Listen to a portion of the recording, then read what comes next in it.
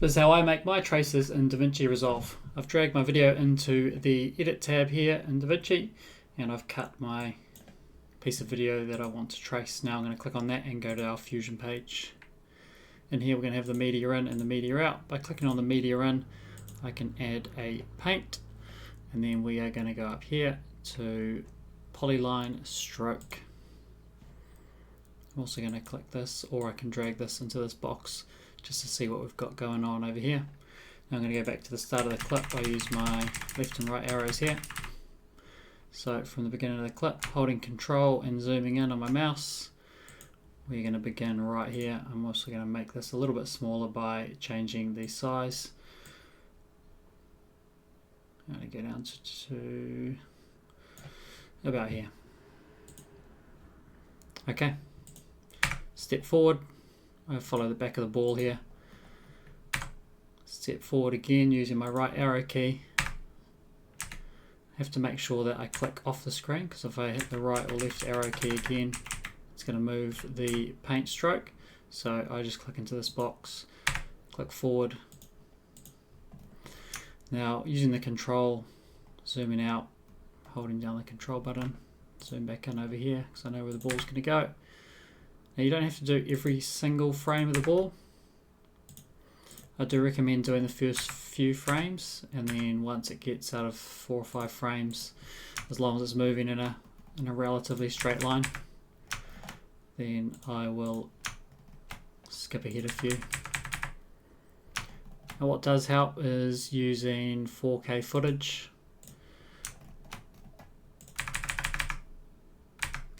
So I'm just zooming in and out here. The reason I zoom back into the ball is so we can get it right on the back of it.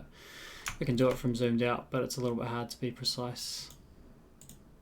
So I'd much rather zoom in there, keep that right on the back. So I'm going to fast forward through the rest of this, and then we'll meet back up when the line's done.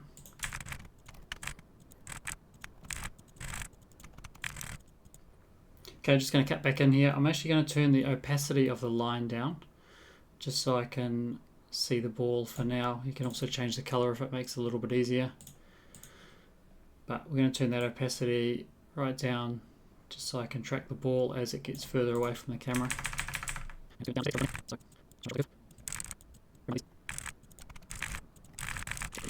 I have a rough idea of where it landed on the green. So we are going to zoom all the way in to the green. It landed around here. And I'm going to move forward, just holding my right arrow key down, moving the frames forward, and we're going to see if we can see that come down through this tree, or see if it bounces somewhere. Okay, we found it. So it's just here, pretty tough to see, but you can just see it bounce. If I move forward a couple of frames, it'll bounce off the green and bounces back up here. So this is our landing spot, just here on the green. So I'm going to finish the stroke just there. Now you can put some more detail into that, but pretty much just falls straight down there. There was a little bit of wind, but it didn't affect it too much. So now that we have our stroke, our paint drawn up there, we're going to go back to the beginning. Now I like to have something a bit smaller than this, so I'm going to go smaller again, just make that line a bit smaller.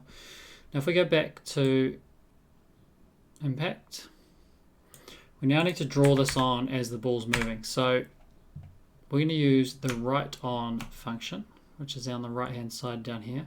Now just before impact, the frame before impact, which is here, I'm going to write on all the way down to 0, and I'm going to make a keyframe.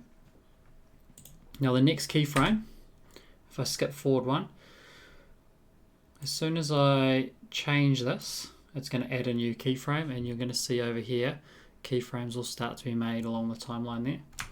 So I want this to be at the back of the ball, and again skipping forward one frame, I'm going to move that to the back of the ball. Now the beauty of this is you can just keep skipping forward and back without clicking off, as opposed to when we drew the line. So we can do that the entire way through.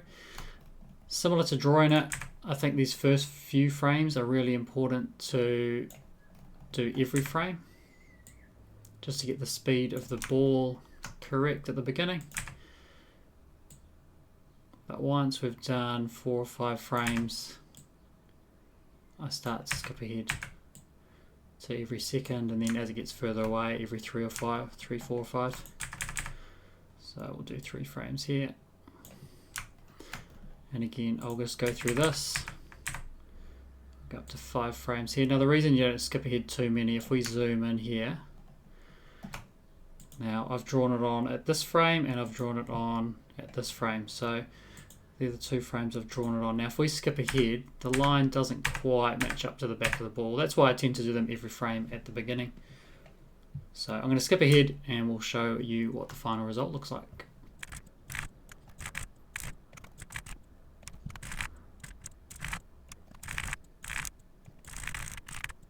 Alright, cutting back in here, we start to lose visibility of the ball, but we do know that we can see it in that final frame as it hits the green. So once again, I'm going to go down the bottom here and skip ahead until we could see that ball bounce. I think that was it bouncing up, so we want the one before it bounces. Is that it floating in mid-air as it bounced? And this is when it hits the green. Okay, here it comes down. I'm skipping forward, forward, forward, forward. There's skipping down. It's just at the green there. So I'm going to complete that trace. So it's at 0. I'm going to zoom back out. Actually, we don't need to do that. We can go to Media In. If I click the Media In tab here and go back to the beginning, click play. Here we go. We've got a full tracer. Now, it does struggle, depending on your PC settings, does struggle on the Fusion page, but if I go back to the edit page, it generally plays pretty smoothly. So let's go back to here.